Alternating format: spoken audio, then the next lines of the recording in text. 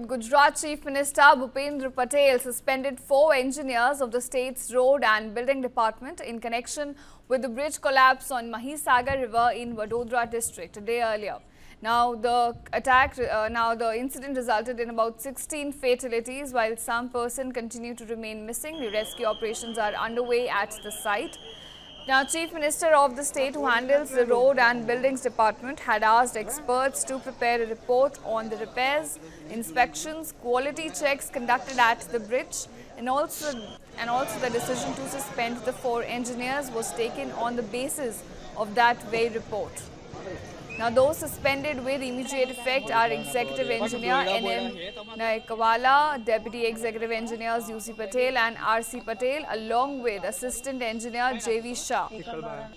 Now, the CM has ordered department officials to immediately conduct intensive inspections of other bridges as well in the state in view of this incident. Remember, the middle section of the bridge just gave away in the incident, leading to about 16 casualties.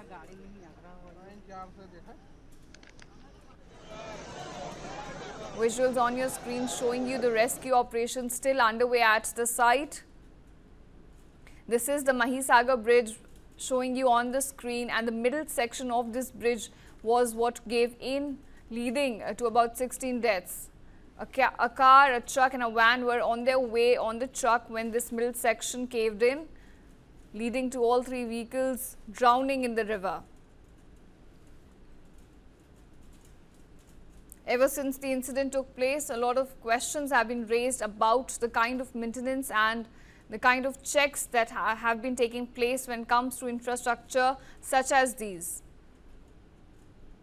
Reports say that locals were sounding alarm about the state of this bridge since some time, but no action was taken at the site, and as a result now Chief Minister has ordered suspension of executives involved.